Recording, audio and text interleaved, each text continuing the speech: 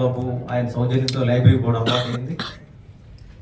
తర్వాత దాదాపు అసలు దేవరకొండ బాలగంగాధర తిలక్ ఎవరో తెలియకపోయినా ఆయన రాసిన అమృత కుల్సి రాత్రి ఒక 100 సార్లు చదువుకున్న పరిస్థితి ఉంది. తర్వాత శ్రీ కృష్ణశాస్త్రి, చాలా అమేజింగ్స్, కోటొకటి కుటుంబరావు గారు, వీళ్ళందరూ సాహిత్యాన్ని నేను చదువుకుంటే 19 ఏళ్ళకే చదివాను. ఆ తర్వాత చదివిందంటూ పెద్దగా ఏం లేదు, రాయడం అనేది ఉంది. అయితే భాష మీద నాకున్న ఆ అవాజ్య అనురాగంతో మా అన్న ఇంగ్లీష్ లెక్చరర్గా ఉండి నాకు గ్రామర్ చెప్తాను, నాకు మైండ్కి నెగిటివ్ కొట్టారు. ఇంగ్లీషు మీద నాకు అసలు వ్యామోహం ఉండేది కాదు. మా అన్న రామనాకిల్ రామ అని చెప్పని గ్రామర్ చెప్తా ఉంటే నా మైండ్కి ఎక్కేది కాదు. అయితే భాష మీద అంత ప్రేమ నాకు ఉండబట్టే నేను జర్నలిస్ట్ అయ్యాను, రైటర్ అయ్యాను. ఈరోజు పూర్వజన్మ సుకృతం ఒక తెలుగు భాషకు సంబంధించిన అకాడమిక్ చైర్మన్గా కావడం అని మనం చెప్పుకుంటాం. కానీ నేను నిర్ద్వందంగాను ఎలాంటి సస్పెషన్ లేకుండా నేను చెప్పగలను, ఈరోజు ఈ చైర్మన్ పదవిలో ఉన్నా అంటే దానికి ఒకే ఒక్కడు కారకుడు, ఆ కారకుడే పిఎన్ మాధవ్ గారు. ఎందుకంటే నా కుటుంబం చాలా సఫర్ అయ్యింది. 12 ఏళ్ల పాటు ఈ అవకాశం రాలేదని వాళ్ళంతగా బాధపడుతున్న సందర్భాలు చాలా ఉండేవి. మా అన్న వదినైతే నువ్వు రాజశేఖర రెడ్డి బాగా సన్నిహితం కదా, నువ్వు ఎమ్మెల్సీ కావచ్చు కదా, ఫ్యామిలీ సఫర్ అవుతుంది కదా, పిల్లలు ఇబ్బంది పడుతున్నారు కదా అని చెప్పేవాళ్ళు.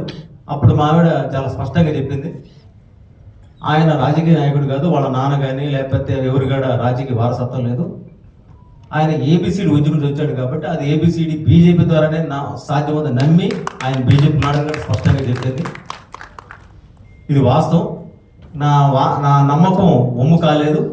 చాలా స్పష్టంగా ఈరోజు దామోదర్ దాస్ నరేంద్ర మోడీ గారు ఏదైతే వేలాది మంది కార్యకర్తల త్యాగఫలం ఉందో, లక్షలాది మంది గుండె చప్పుడుందో, దాన్ని విని ఎస్సీ వర్గీకరణ చేయడానికి ఏమాత్రం వెనక తగ్గకుండా ఇందులో సామాజిక న్యాయం ఉందని నమ్మింది నరేంద్ర మోడీ గారు.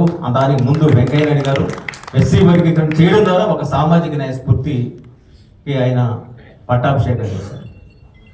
చాలా మంది అనుకుంటారు ఎస్సీ వర్గీకరణ ఉద్యమం కుల ఉద్యమం కాదు. నిచ్చినపేట వ్యవస్థలో మాలలో మాదిగలు ప్రేమించాలి, మాదిగలు బయళ్ళను ప్రేమించాలి, బయళ్ళ మోచిని ప్రేమించాలి, మోచి బుడగ జంగాలు మోహించాలి. ఆ విధంగా కింద స్థాయిలో ఉన్న వారిని అందరినీ కూడా పరస్పరం సహకరిస్తూ ముందుకెళ్ళాలి. అయితే నేను భారతీయ జనతా పార్టీ అధ్యక్షులు కన్నా గారి దగ్గర నుంచి నేను చాలా మంది చూసుకుంటూ వచ్చాను. కానీ వాళ్ళ అందరిలోనూ లేని ఒక సామాజిక చైతన్యం, స్పృహ నేను మాధవన్లో చూశానని చెప్పడానికి నేను ఏమాత్రం సందేహించను. ఇటీవల ఏదైతే చిన్న చిన్న కులాలు ఉన్నాయో, అస్తిత్వం లేకుండా సంచార జీవితం జీవిస్తున్న వాళ్ళకి ఒక ఆత్మగౌరవం కల్పిస్తూ వారి జీవితాలని ఖచ్చితంగా మనం అడ్రస్ చేయాలి. వాళ్ళ కష్టాలని, బాధల్ని, వాళ్ళ గుండె చప్పుడిని మనం సమాజానికి వినిపించాలి అని ఒక మాధవుడే ఈ మొత్తం కార్యక్రమాన్ని చేయగలనేది ఆ విధాత రాసిన రాత. అందులో భాగంగానే భారతీయ జనతా పార్టీ ఈరోజు సంకల్పం తీసుకొని ముందుకెళ్తుంది. అదేవిధంగా విశ్వకర్మ యోజన అనే పేరుతో కూడా ఏదైతే కేంద్రం గతంలో ఉన్న పథకాలు ఉన్నప్పటికీ కూడా ఒక నాయకుడికి ఒక దీర్ఘదర్శిగా, ఒక దీర్ఘ దృష్టి ఉంటేనే అది సాధ్యమవుతుంది. అటువంటి దీర్ఘ దృష్టి ఉన్న వ్యక్తిని నేను మొట్టమొదటిసారిగా రాజకీయాల్లో నేను చూశాను. నాకు మాధవ్ గారి తండ్రి చలపతిరావు గారిని తెలియదు. నాకు ఒకసారి విశాఖపట్నంలో మా మిత్రుడు రమేష్ నాయుడు గారు అటువంటి కరోనా టైంలో ఈ కరోనా సంబంధించిన కథలు పోటీ పెడితే నాకు సెకండ్ ప్రైజ్ వచ్చింది. అది ఇందులో రికమెండేషన్ది రమేష్ది ఏ లేదు, మొత్తం నా కష్టమేను. లేకపోతే ఆ రోజు బహుశా ఆయనకి తెలియదు అసలు నా పేరు వస్తుంది కదా. అయితే ఆ రోజు పెద్దలు మాధవ్ గారు తండ్రి చలపతిరావు గారు కనబడి, బాబాయ్ బాబు నువ్వు బాగా మారుతున్నారా అన్నాడు. అంటే నేను తర్వాత తెలిసింది, నాకు మాధవన తెలుసు. కన్నా గారి టూర్లో కంటిన్యూగా అన్న పాల్గొంటూ మాట్లాడుతూ ఉండేవారు. ఆయన మాట వాగ్దాటి ఎన్నిగడ నేను గమనిస్తుండేవాడిని. కానీ చలపతిరావు గారిలో ఉండే ప్రేమ, అవాజ్ అనురాగం, ముఖ్యంగా ఏ కుటుంబం అయితే ఆంధ్రప్రదేశ్లో ఆ రోజు ఎమర్జెన్సీ పీరియడ్లో కావచ్చు, మరో సందర్భంలో కావచ్చు, అసలు వాళ్ళ ఫ్యామిలీకి నడుస్తున్న సరస్వతిలాగా వాళ్ళ మదర్ నాకు కనిపించారు. ఆమె ఒక కథా రచయిత్రి మాత్రమే కాదు, అద్భుతమైన చిత్రకారిణి. మరి నాకు ఒక అవకాశం వచ్చింది గత మ్యాగజైన్లో అన్నది వాళ్ళ ఫ్యామిలీకి సంబంధించి కూడా. ఎవరైనా సరే ప్రతి మనిషి వెనక వాళ్ళ జీవితంలో సక్సెస్ సాధించడానికి వారి సతీమణి ఒక కారణం అయితే, అన్న సతీమణి ఆమె ఇచ్చిన ఇంటర్వ్యూలో, మా సిబ్బంది పోతే ఇచ్చిన ఇంటర్వ్యూలో, ధర్మమే ఆయన నాయకుడిని చేసింది, ఆయన ధర్మాన్ని నమ్మాడని చెప్పిన కూడా స్పష్టంగా ఆమె చెప్పింది. కాబట్టి ఈ సందర్భంగా నేను చెప్పదలసింది ఏంటంటే, ధర్మో రక్షిత రక్షిత అని పెద్దలు అన్నారు కదా, మనం ఖచ్చితంగా ధర్మం మీద నిలబడితే ఎలాంటి పరిస్థితుల్లో ఆ ధర్మం మనల్నే కాదు నెక్స్ట్ జనరేషన్ కూడా కాపాడుతుంది. నేను దరిదాపు అంబేద్కర్ బుక్స్ చదివాను, కార్ల్ మార్క్స్ చదివాను, ఏంగిల్స్ చదివాను. చాలా మందికి భారతీయ జనతా పార్టీ అర్థం కాకపోవచ్చు, ఇది పొలిటికల్ స్పీచ్ కాదు. కానీ ఈ దేశం కోసం ఒక సిద్ధాంతం ఏర్పాటు చేసింది ఒకే ఒక పార్టీ, అది భారతీయ జనతా పార్టీ చెప్పడానికి సందేహించడం లేదు. దేశం కోసం, దేశ అస్తిత్వం కోసం, దేశ ఆత్మగౌరవం కోసం, దేశ సార్వభౌమాధికారం కోసం నిలబడింది భారతీయ జనతా పార్టీ. ఎందుకంటే అక్కడ ఆ సిద్ధాంతం తప్ప ఏ పార్టీకి నాకైతే సిద్ధాంతం కనిపించలేదు. ఈ విషయం నేను చెప్పడమే కాదు, డాక్టర్ బాబాసాహెబ్ అంబేద్కర్ గారు చాలా స్పష్టంగా జాతీయవాదం మీద నిలబడ్డ వ్యక్తి. ఆయన రచనలను చదివిన తర్వాత భారతదేశంలో అంతరాలు ఉంటాయి. మాస్టర్కి అధికారం సాధించుకోవడం కోసం మనందరం కలిసి ఐక్యంగా ముందుకెళ్ళాలి, కరెక్టే. కాబట్టి ఒక జాతీయవాదంతో ఉండాలి. అలా ఉండకపోతే దేశాన్ని విచ్ఛిన్నం అయిపోతుంది. ఈ దేశాన్ని మొత్తాన్ని ఒక చెంగల్లో పూదిలాగా మరి ఒక కట్టేది ఒకే ఒకటి, ఆ ఒకే ఒకటే హిందూ జీవన విధానం అని చెప్పి చాలా స్పష్టంగా నాకు అర్థమైంది. ఆ రోజు అంబేద్కర్ గారి ఆలోచన విధానం కూడా దేశం మొత్తం కూడా ఒక లైఫ్ స్టైల్ ఉండాలన్నారు. అదే వెంకయ్య నాయుడు గారు చెప్పారు. అయితే నాకెందుకో నేను మొదటి నుంచి కూడా నా పేరు శరత్ కోచింగ్ సెంటర్ పెట్టాను. మా నాన్నగారి పేరు డేవిడ్.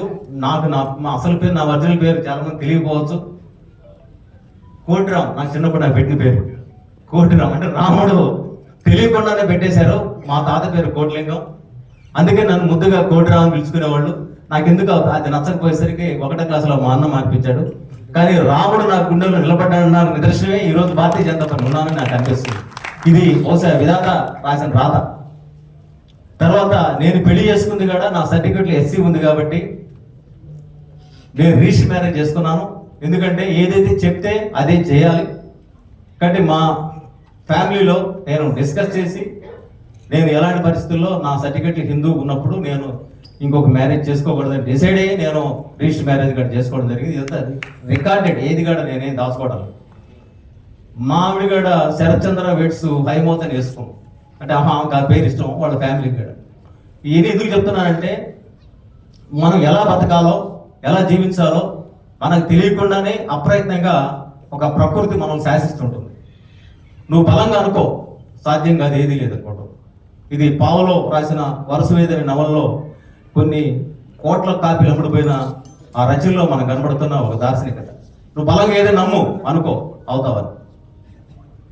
నాకు పార్సారథి గారిలో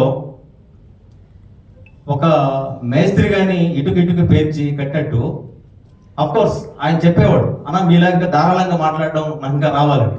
కానీ మాట్లాడిన కొద్ది మాటలు కూడా చాలా స్పష్టంగా, చాలా క్లారిటీగా ఆయన ఒక తాపీ మేస్త్రి కానీ చక్కటి గోడ కట్టినట్టుగా ఆయన మాట్లాడడం నేను చాలా సందర్భాలు గమనించాను. అయితే అన్నలో చాలా, అంటే ఈరోజు నన్ను పొగిడేయడం మళ్ళీ తిరిగి పొగడం కాదు, కానీ చాలా చొరవ ఉండేది. ఎక్కడైనా సరే ఆయన దూసుకుపోతా ఉండే పరిస్థితి ఉండేది. అన్న నీకు ఏదైనా పదవి రావాలని చెప్పు, నేను ఏమైనా చేస్తా అన్నాడు ఒకసారి. అంటే అంత ప్రేమ గల వ్యక్తి వేకర్ సెక్షన్ పట్ల. నేను కూడా అన్న మన బడుగు వర్గాల కోసం పనిచేయాలి అని చెప్పని కూడా అన్నం జరిగింది. మా పార్టీ పెద్దలకు కూడా ఏ రోజైతే బడుగు వర్గాలకు మన పార్టీ మరింత దగ్గర అవుతుందో ఆ రోజు ఖచ్చితంగా లక్ష్య సాధన ముందుకెళ్తామని. తర్వాత క్రమంలో ఇక్కడ వేదిక మీద అనేక మంది పెద్దలు ఉన్నారు. మాణిక్య ప్రసాద్ అన్న చాలా పొగిడినప్పుడు కూడా ఆయన్ని మా ఇంట్లో పెద్దన్నగా భావిస్తాం. మాకు మా పెద్దన్న పేరు రాయపాటి ప్రసాద్ బాబు అయితే, వరప్రసాద్ అన్న మాకు ఆయన కంటే ముందున్న అన్నగారిని మేము భావిస్తాం. మా ఏ కార్యక్రమంకైనా ఆయన పిలుస్తాం. ఆయనతో ఒక 30 ఏళ్ళ అనుబంధం. అంటే ఒక సందర్భంలో ఆయన పేషి అంతా కూడా ఎడ్యుకేషన్ మినిస్టర్ అయిన తర్వాత పేషి కాడ నేను పోతే నాకు లేచి నిలబడి కూడా సెల్యూట్ చేసి నమస్కారం చేసి అంత ఆదరించేవాళ్ళు. దానికి కారణం అన్నతో ఉన్న అనుబంధమే. దానికి వైజాగ్లో ఒక సదస్సు పెట్టాలనుకున్నాం. ఆ సదస్సు పెట్టాలనుకున్నప్పుడు నాకు కనబడ్డ ఒకే ఒక పేరు. అప్పుడు అన్న అధ్యక్షుడు కాదు. అన్న దగ్గరికి మా బృందాన్ని వైజాగ్లో పంపించాను. పంపిస్తే దానికి సంబంధించిన షెల్టర్ నేను ఇస్తాను, ఖచ్చితంగా ఆ వేదిక ఏర్పాటు చేస్తాను కూడా. ఆ రోజే ఆయన భాష మీద ప్రేమ లేకపోతే సాధ్యం కాదు. కాబట్టి ఆ భాష పరిరక్షణ సదస్సుకు ఆ రోజు మాధవ్ గారు సహకరిస్తా అని చెప్పారు. ఖచ్చితంగా రాబోయే రోజుల్లో కూడా అక్టోబర్లో సదస్సు పెట్టుకుంటాం. ఆ సదస్సు కూడా అన్న ఆ రోజు ఇచ్చిన మాట మేరకు సహకరిస్తానని కూడా బలంగా నమ్ముతున్నాను. అదే సమయంలో నేను చెప్పదలుచుకుంది ఏంటంటే, అంతరించిపోతుంది డైనోసార్, ఒక శిలాజంలాగా మారింది ఈరోజు తెలుగు భాష. ఒక 25 ఏళ్ల క్రితం మా పాపకి 30 అంటుంటే 30ని ఇంగ్లీష్ చెప్పి మమ్మీ అన్నది. ఇట్టాగా అన్నది అమ్మాయితో. నేను వింటా ఉన్నా, ఏంది ఎటుపోతుంది ఈరోజు. అప్పుడు నేను శాస్త్రి గారి వీళ్ళమని ఒక కథ రాశాను. ఎవరైతే ఆవు మీద వ్యాసం రాస్తారో ఆ వ్యాసం రాసిన వ్యక్తికి ఆ శాస్త్రి గారు, నేను అందులో కన్యాశుల్కంలో పాత్రలన్నీ అందులో కథలు పెట్టాను. ఆవు మీద ఎవరైతే తప్పు లేకుండా తెలుగులో వ్యాసం రాస్తారో ఆ వ్యాసం రాసిన వ్యక్తికి ఆస్తి ఇవ్వాలని చెప్పని ఆ రోజు ఆయన ఒక వీళ్ళమ్మ రాస్తే 20 ఏళ్ళు పట్టింది ఆవు మీద తెలుగులో ఒక అక్షరం ఒక ఇంగ్లీష్ లేకుండా రాయడానికి. అంటే ఆ రోజు ఇటువంటి ప్రమాదాన్ని నేను గుర్తించాను. ఆ రోజు మా ఆవిడతో మా పాప అన్నం విని నేను ఆ రోజు అశాస్త్రి వీళ్ళమ్మ కథ రాసి, ఈ రోజు కూడా అదే వేదన, అదే మానసిక ఆందోళన మరింత ఎక్కువైంది. ఎందుకంటే రాబోయే రోజుల్లో తెలుగు భాష చాలా ఒడిదొడుకులకు లోనవుతుంది. నేను కథ రాసినా కానీ మా పిల్లకాయలు చదవరు. నేను నవలు రాసినా వాళ్ళు చదవరు. వాళ్ళు ఇంగ్లీష్ నవలు తీసుకొని చదువుతుంటారు. బహుశా సాహిత్యంలో నాకున్న అభినవేశం వాళ్ళకు ఉండబట్టి. అయితే నేనేమంటానంటే, తెలుగులో మనం మాట్లాడుకోవడంలోనూ తెలుగు భాషలోని సౌందర్యాన్ని మనం గుర్తించుకోవడంలోనూ మనం ఎప్పుడు కూడా అది ఇప్పటికీ మర్చిపోలేం. కృష్ణశాస్త్రి అంటాడు ఒక దగ్గర, సౌరభములేల చిమ్ము పుష్పవ్రజంబు, చంద్రికలు నేల వదజల్లు చందమామ, గాడ్పేల విసురు ఏల సలిలంబు పారు, అలా ప్రేమితు నిన్ను అంటాడు. అంటే అర్థమైపోయింది మీకు, గాడ్పేల ఒక మలయమారుతం ఎంత సహజంగా వీస్తుందో, అదేవిధంగా ఏల సలిలంబు పారు అంటే ఒక నదీ ప్రవాహం ఎంత సరళంగా పారుతుందో, మరి ఆ విధంగా నేను ఒక సరళంగా ప్రేమించంటే ప్రేమను గురించి వ్యక్తీకరించడానికి అంతకు మించిన అద్భుతమైన ఇది ఉండదు. మనందరం చాలా అభిమానించి ప్రేమించే పవన్ కళ్యాణ్ గారు ఆయన స్పీచ్లో ఎప్పుడు కూడా వాడుతూ ఉంటారు. అది యాక్చువల్గా నాకు తెలిసి దేవరకొండ బాలగంగాధర తిలక్కి లవర్స్ కాని వాళ్ళు ఎవరు ఉండరు, సాహిత్యం మీద ప్రేమ ఉన్న వాళ్ళు. ఆ వరుసలో పవన్ కళ్యాణ్ గారు కూడా ఉన్నారనేది నిదర్శనంగా ఆయన రాసిన మరి ఒక కవితా ఖండిక, శిథిల సంధ్యా గగనం రుద్రాన్ని కక్కుతుంది, దారంతా గోతులు ఇల్లేమో దూరం, చేతిలో దీపం లేదు ధైర్యమే కవచం అంటారు. అంటే శిథిల సంధ్యాగగనం రుద్రాన్ని కప్పుతుందని మామూలు భాష మనకు అర్థము. అదేదో శిథిల సంధ్యాగగనం సాయంత్రం పూట పోవడానికి దారి లేదు, గమ్యం లేదు అనుకుంటాం. కానీ మనకు అర్థం కావాల్సింది ఏంటంటే, శిథిల సంధ్యాగగనం రుద్రాన్ని కప్పుతుంది, దారంతా గోతులు అంటే మనం పోయే గమ్యం పోవాలనుకుంటే మనం పోయే మార్గం అంతా కూడా అవరోధాలు ఉన్నాయి. చేతిలో దీపం లేదు ధైర్యమే కవచం. కాబట్టి ధైర్యం అనే దాన్ని ఎప్పుడు కూడా మనిషి కోల్పోకూడదని నిదర్శనం ఆ రోజు తిలక్ గారు రాసిన మన కవితా ఖండిక. సత్యన్న చూడడానికి చాలా పొట్టి కనపడతాడు, కానీ ఆయన నడిచే ఎన్సైక్లోపీడియా. అసలు ఒక మనిషిలో ఇంత జ్ఞానం ఎలా ఉంటుంది అనేది కూడా నాకు అప్పుడప్పుడు ఆశ్చర్యం వేస్తుంటుంది. అటువంటి నడిచే ఎన్సైక్లోపీడియా సత్యన్న. ఆయన నాకు ఆశీస్సులు ఇస్తూ ఒక వీడియో పంపడం అనేది చాలా ఆనందదాయకం. ఆయనకి ధన్యవాదాలు తెలియజేస్తున్నాం. ప్రాథమిక విద్య 5వ క్లాస్ వరకు ప్రభుత్వంలోను ప్రైవేట్ పాఠశాలలోను మాతృభాషలో జరిగేలాగా కృషి చేయాలని అనుకుంటున్నాను. దానికి మాధవన్న గారు సహకరిస్తారని, ఎమ్మెల్యే గారు పార్సాయి గారు సహకరిస్తారని, పెద్దలందరూ గారు సహకరిస్తారని నేను కోరుకుంటూ నాకు ఈ అవకాశం ఇచ్చిన ధన్యవాదాలు తెలియజేస్తూ సెలవు తీసుకుంటాను. జై తెలుగు తల్లి, జై జై తెలుగు తల్లి, జై తెలుగు తల్లి. అందరికీ నమస్కారం. ఇవాళ ఆర్టీ విల్సన్ గారి ప్రమాణ స్వీకారోత్సవం తర్వాత ఆత్మీయ సమ్మేళనం ఆర్డి విల్సన్ గారికి తెలుగు అకాడమీ సంబంధించిన చైర్మన్ గా నియుక్తి కాబడితే అందరూ కూడా హర్షాతిరేకాలు చేశారు, కొందరు విమర్శలు చేశారు. అలాగే సంస్కృత అకాడమీ కూడా ఆయనైనా అని చెప్పి కూడా అడిగారు. తెలుగు అకాడమీతో పర్వాలేదు, సంస్కృత అకాడమీ కూడా ఆయనేనా అని చెప్పి ఒక సోషల్ మీడియాలో వచ్చిన కామెంట్. నన్ను కూడా ఒక చోట అడిగారు, అసలు భాషకి మతానికి కానీ కులానికి కానీ సంబంధం ఉందా అని చెప్పి అతన్ని అడగటం జరిగింది. సంబంధం లేకుండా మనకి పాశ్చాత్య ఆలోచనతో మన ముందుకెళ్తున్న తరుణంలో ఇటువంటి ఒక విపరీతమైన ఆలోచనలు కలిగిన వ్యక్తులు ఎవరైతే ఉన్నారో సంస్కృతికి సంబంధించిన వాళ్ళు, అంటే ఆ విధంగా ఆలోచన చేసిన వాడు సరైన వ్యక్తి కాదని నా అభిప్రాయం. ఆ విధంగా ఎవరికి ఈ అకాడమీకి చైర్మన్ చేయాలి, మనం ఏం తెలియజేయాలి. నేను శాసన మండలిలో ఉన్నప్పుడు మన మాధ్యమాన్ని రద్దు చేస్తూ ఒక తీర్మానాన్ని ప్రవేశపెట్టారు. మనకి ప్రపంచానికి సైన్స్ టెక్నాలజీ అందించగలిగే భాష ఆంగ్ల భాష. తెలుగు వల్ల పెరగడానికి ఎదగడానికి అది ఉపయోగపడదు. ముఖ్యంగా పేద బడుగు బలహీన వర్గాలకి ఈ భాష కారణంగా ముందుకు వెళ్ళలేకపోతున్నారు. కనుక వాళ్ళ కోసం, వాళ్ళని ఉద్ధరించడం కోసం మేము ఆంగ్ల మాధ్యమాన్ని ప్రభుత్వ పాఠశాలలో పెడుతున్నామని చెప్పి ఆ తీర్మానం యొక్క సారాంశం, దాని యొక్క ప్రారంభంగా రాసిన మొదటి పంక్తే. అప్పుడు బాగా గొప్పవాళ్ళకైనా ఆంగ్ల భాష, పేదవాళ్ళకి దళితులకి అక్కర్లేదా అని చెప్పి అనేక చోట్ల ఉపన్యాసాలు చెప్పడం చెప్పి మనం తప్పనిసరిగా సమాజానికి చెప్పాలి అని ఒక ఉద్దేశం కూడా ఉంది. మతానికి కులానికి భాషని ఆపాదించే ఒక ఆలోచన ఏదైతే ఉందో అది బయట నుంచి వచ్చింది. ఇంగ్లీష్ మాట్లాడేవాడు క్రిస్టియన్ అని, లేదా ఉర్దూ మాట్లాడేవాడు ముస్లిం అని, తెలుగు మాట్లాడేవాడు హిందూ అని, సంస్కృతం మాట్లాడేవాడు వాళ్ళకి బ్రాహ్మణ్ అని. దీనికి ఇంకా పర్యాయం ఏం లేదు.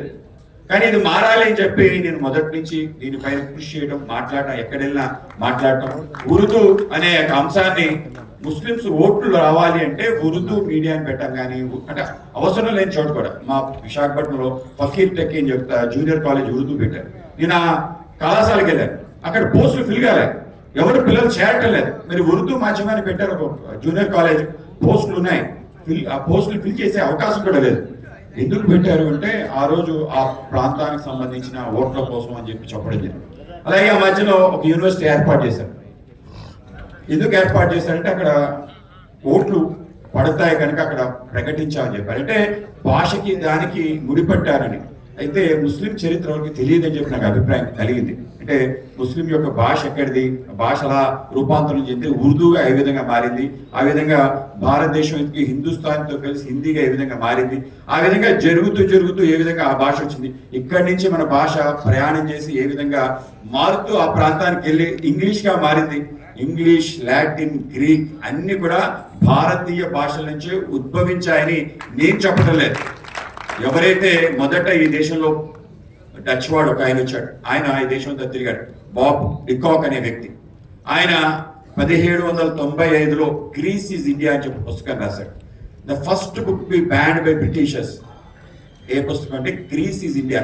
తప్పనిసరిగా మీరందరూ కూడా ఎవరైతే భాషాభిమానులు తప్పనిసరిగా మన యొక్క గూగుల్లో సెర్చ్ చేసి చూడండి. అంటే ఏ విధంగా అక్కడ గ్రీస్ అనే దేశం ఏదైతే ఉందో కేవలం ఈ దేశాన్ని నుంచి వెళ్ళిన ఎవరైతే వ్యక్తులు ఉన్నారో అక్కడ ఆ భాషని ఏ విధంగా ఇచ్చారు, ప్రతి అక్షరం, ప్రతి ఏదైతే పదం అన్ని కూడా భారతీయ భాషలు అని చెప్పి ఏ విధంగా చెప్పాడు. ఆ విధంగా అది లాటిన్ ఏ విధంగా అయిన తర్వాత ఇంగ్లీష్ ఏ విధంగా అయింది అని చెప్పి ఒక వ్యవస్థ నిర్మాణమే ఏ విధంగా మనం మదర్ అంటాం, మాత నుంచి వచ్చింది, ఫాదర్ పితా నుంచి వచ్చింది, బ్రదర్ భ్రాత నుంచి వచ్చిందని. ఆ విధంగా అనేక రకాలు, ఒకటి కాదు మొత్తం పుస్తకంలో అంటే ఏ విధంగా భాషాంతరం చేత గ్రీక్ లో ఏంటి,